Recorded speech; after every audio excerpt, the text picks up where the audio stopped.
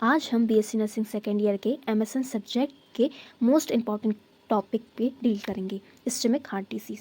तो चलिए शुरू करते हैं। जो कोई मेरे चैनल पर नए आए हैं प्लीज़ मेरे चैनल को सब्सक्राइब कीजिए, लाइक कीजिए और कमेंट बॉक्स में लिख के ज़रूर बताइएगा कि किस टॉपिक पे वीडियो बनाऊं। स्टमक हार्ट डिसीज़ के मैंने intro, definition, causes, science, symptoms और पैथोफिजियोलॉजी मैंने अपने पिछली वीडियो में अपलोड की है। तो जो इस वीडियो को नहीं देखे हैं वो प्लीज़ वहाँ जाके चेकआउट कर सकते हैं।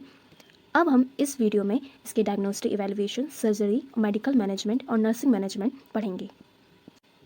स्टमक हार्ट डिसीज़ के हम डायग्नोस्टिक इवैल्यूएशन पढ़ने से पहले हम इस डिसीज़ के सुपरफिशियली हम समझ लेंगे कि डिसीज़ होती क्या है। स्टमक हार्ट डिसीज़, जिसे हम कोरोनरी आर्टरी डिसीज़ भी बोलते हैं, ये एक ऐसी कंडीशन होती है कि जो हमारा हार्ट होता है, इसकी जो कोरोनरी आर्टरी होती है, इसमें लिपिड और कोलेस्ट्रॉल का डिपोजिशन होने लगता है, जिससे जो हार्ट की जो आर्टरी होती है वो कम्प्लीटली ब्लॉक हो जाती है और उसमें ब्लड प्रॉपर तरीके से ब्लड और ऑक्सीजन सप्लाई नहीं हो पाता है, जिससे जो हार्ट है वो प्रॉपर तरीके से वर्क नहीं करता है और डेथ की कंडीशन आ जाती है। अब हम देखेंगे स्टमक हार्ट डिसीज़ के डायग्नोस्टिक इवैल्यूएशन कि इस डिसीज़ को डायग्नोस करने के लिए कौन कौन से टेस्ट किए जाते हैं। तो सबसे पहला है हिस्ट्री कलेक्शन। हिस्ट्री कलेक्शन में पेशेंट की हम प्रीवियस हिस्ट्री को कलेक्ट करते हैं। पेशेंट से हम पूछते हैं कि उससे कभी पहले कोई हार्ट डिसीज़ तो नहीं थी या फिर उसके फैमिली मेम्बर में किसी को हार्ट डिसीज़ तो नहीं थी। ये सब हम चीज़ हिस्ट्री कलेक्शन में कलेक्ट करते हैं। सेकेंड है हमारा फिजिकल एग्जामिनेशन। फिजिकल एग्जामिनेशन में डॉक्टर जो रहते हैं वो पेशेंट का पूरा फिजिकल एग्जामिनेशन करते हैं। पेशेंट के heart rate, pulse rate, breathing rate और हार्ट साउंड और लंग्स में कोई फ्लूइड कलेक्शन तो नहीं हुआ है, ये सब चीज़ हम फिजिकल एग्जामिनेशन में करते हैं। थर्ड है ईसीजी। ईसीजी इसका फुल फॉर्म है इलेक्ट्रोकार्डियोग्राम। इस टेस्ट को क्यों करते हैं? क्योंकि जो हार्ट है उसकी इलेक्ट्रिक इम्पल्सेस को देखने के लिए ईसीजी की जाती है। ईसीजी में हार्ट की इलेक्ट्रिक सिग्नल्स को देखा जाता है। फोर्थ है हमारा इकोकार्डियोग्राम। इकोकार्डियोग्राम में इसमें अल्ट्रासाउंड से हार्ट की इमेज को देखी जाती है। हार्ट की वॉल्व, हार्ट किस तरह से पंप कर रहा है, हार्ट की मूवमेंट को देखा जाता है कि कोई एबनॉर्मलिटीज़ तो नहीं है, इसलिए इकोकार्डियोग्राम करते हैं। फिफ्थ है हमारा चेस्ट एक्सरे। चेस्ट एक्सरे में लंग्स और हार्ट की इमेज देखी जाती है। हार्ट का साइज़, लंग्स का साइज़, लंग में कोई फ्लूइड तो नहीं भर गया है, तो ये सब चीज़ें हम चेस्ट एक्सरे में देखते हैं और उसका टेस्ट किया जाता है। अब है हमारा मेडिकल मैनेजमेंट। मेडिकल मैनेजमेंट में हम देखेंगे कि इस डिसीज़ को ट्रीट करने के लिए कौन कौन सी ड्रग्स दी जाती हैं। सबसे पहला है नाइट्रेस। नाइट्रेस में जो एग्जांपल में है नाइट्रोग्लिसरीन। ये क्या करती है? ये चेस्ट पेन से रिलीफ दिलाती है और ब्लड वेसल्स को डायलेट करती हैं, जिससे ब्लड का फ्लो जो इम्प्रूव हो जाता है और चेस्ट पेन से रिलीफ मिलता है।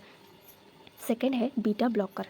बीटा ब्लॉकर ये क्या करती है? हार्ट के बीटा रिसेप्टर को ब्लॉक कर देती है, जिससे हार्ट रेट, ब्लड प्रेशर और ऑक्सीजन की डिमांड कम हो जाती है और हार्ट बीपी जो ब्लड प्रेशर रहता है वो कंट्रोल हो जाता है।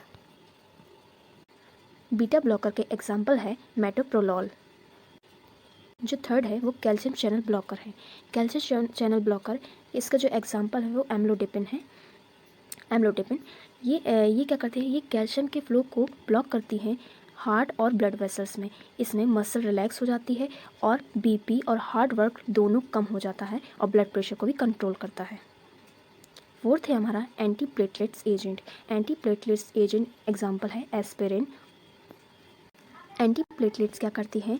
ये ब्लड क्लॉट होने से प्रिवेंट करती है और ब्लड फ्लो को इम्प्रूव करती है आर्टरीज में। नेक्स्ट है हमारा सर्जरी। सर्जरी जो होती है इसमें मैंने 3 दी हुई है, जिसमें पहली है परक्यूटेनियस कोरोनरी इंटरवेंशन।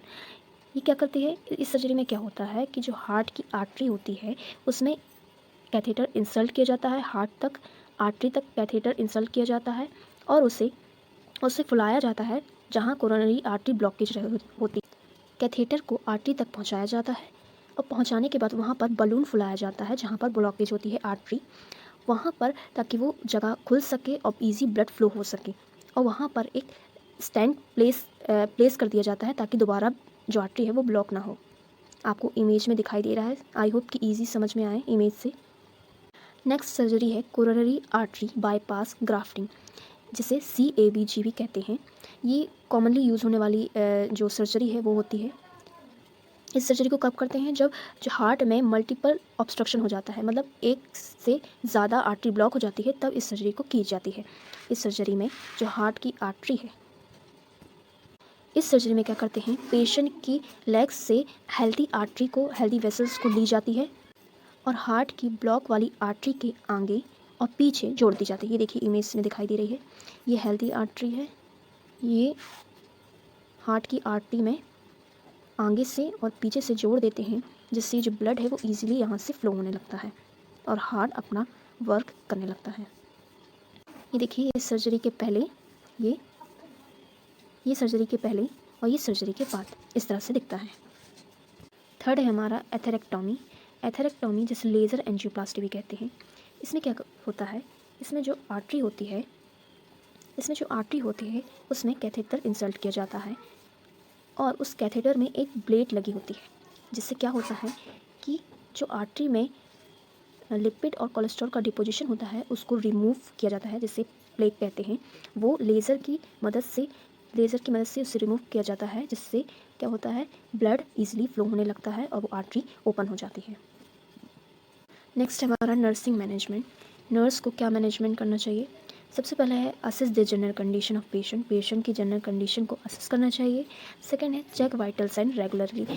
पेशेंट के वाइटल साइन को मोस्ट इंपॉर्टेंट इसमें है कि पेशेंट को जो ब्लड प्रेशर है, हार्ट रेट है, पल्स रेट है, उसको रेगुलरली चेक करना चाहिए। थर्ड है give medicine like nitroglycerin, aspirin, जो डॉक्टर प्रिस्क्रिप्शन दिए रहते हैं मेडिसिन के, उसको प्रॉपर तरीके से टाइम टू टाइम नर्स को क्या पेशेंट को देना चाहिए।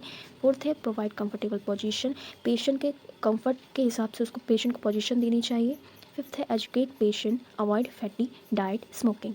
पेशेंट को हमें एजुकेट करना चाहिए, नर्स को एजुकेट करना चाहिए कि कोई भी ऑयली फूड या ऐसी फैट वाली डाइट ना ले, और यदि वो स्मोकिंग अल्कोहल कर लेते हैं तो वो अवॉइड करें।